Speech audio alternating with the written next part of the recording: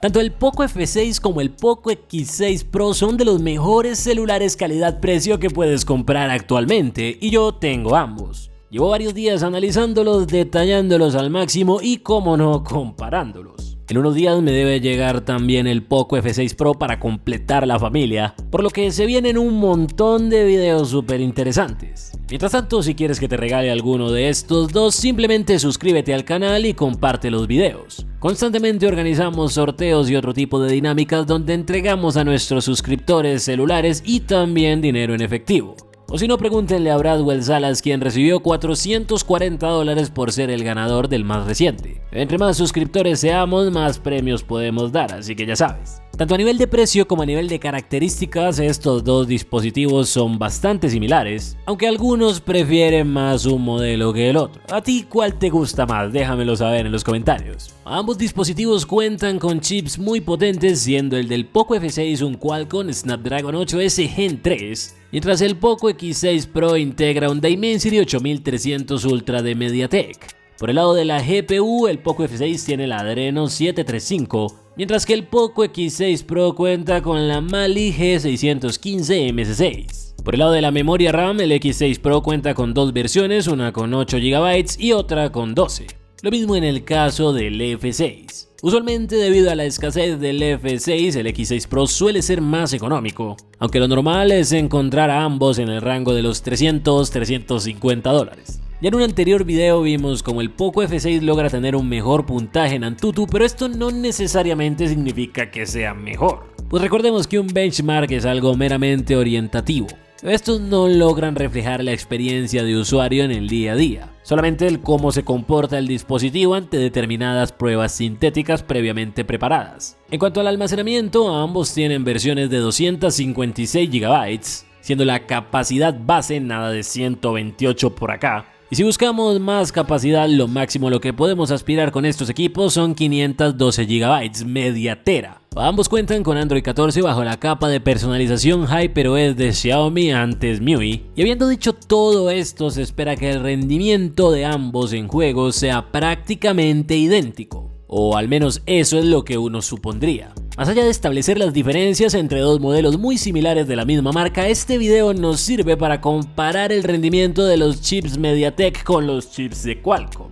Sobre todo teniendo en cuenta que es hasta ahora con los Dimensity que estos se vienen a dar a respetar. En el pasado nadie quería tener un dispositivo con procesador MediaTek, e incluso a día de hoy siguen habiendo personas que aún conservan parte de ese temor, pero hemos llegado a un punto en el que está sucediendo algo muy similar a lo que pasó en el mundo de las PC con Intel y AMD. Creo que hay que ser muy friki para entender eso que acabo de decir, pero básicamente Qualcomm, el gran fabricante famoso por hacer procesadores distintivos que han estado en modelos emblemáticos a lo largo de la historia de Android, ha visto como su competidor más débil, de quien incluso llegó a burlarse en videos, le está sacando mucha ventaja, sobre todo en esto de la calidad-precio. Muchos de los mejores teléfonos de gama baja, gama media baja y gama media ahora utilizan chips MediaTek. Aunque en la gama alta la serie 8 de Qualcomm sigue reinando. ¿O no? Pues bueno, descubrámoslo. Para esta prueba cargamos ambos dispositivos al máximo y ejecutamos los juegos en igualdad de condiciones, es decir, con la misma configuración gráfica, normalmente la máxima que se permite. Por cierto, para quien se pregunte dónde recomiendo comprar los dispositivos, en la descripción y el comentario fijado les dejaré enlaces de compra. Teniendo en cuenta las puntuaciones de Antutu obtenidas previamente por cada uno de los dispositivos, uno se esperaría una breve diferencia en el rendimiento. Pero a decir verdad, yo no sentí ninguna. Por favor, que no saquen eso de contexto. No sé si se acuerdan o se fijaron, pero en la prueba de Antutu, de hecho, el Poco X6 Pro tenía un mejor puntaje en lo que a rendimiento 3D se refería. Esto es gracias a que la GPU Mali logra tener un rendimiento, o al menos picos de rendimiento más altos al momento de procesar gráficos avanzados. En consecuencia, es probable que algunos juegos se muevan mejor en el X6 Pro, el modelo más económico de los dos. Y si digo esto, probablemente va a salir algún hater de MediaTek por ahí a insultarme en los comentarios diciendo cosas como "te antes eras chévere" o algo así. pero es la verdad, MediaTek ya no es MierdaTek. Las cosas cambian, evolucionan, mejoran. La única que pasan los años y sigue igual es tu prima. Nada, mentira, esa también evoluciona. Los Dimensity no son lo mismo que los Helio, y los Helio a su vez no son los mismos que los MT6572 o 6582 que lanzaban hace unos años, los cuales no servían para nada. En la comunidad tecnológica está bastante expandido ese mito de que MediaTek no sirve y de que todos sus procesadores son chatarra, pero eso es falso. A lo largo de estos años, esta compañía ha estado invirtiendo cantidades inimaginables de dinero en mejorar sus productos, lo que nos lleva a la situación actual. Esta en la que dos celulares de una misma marca compiten entre sí y la única diferencia es prácticamente el fabricante del procesador. Incluso a nivel de precio están bastante a la par. Tengamos en cuenta que Qualcomm históricamente ha sido asociado a equipos mucho más costosos, y es por ello que encontrar sus chips en teléfonos con excelente relación calidad-precio es más bien la excepción que la regla. El 8S Gen 3 no debe confundirse con el 8 Gen 3 porque no son lo mismo, y de hecho para cuando me llegue el F6 Pro tengo un video entero preparado explicando esto.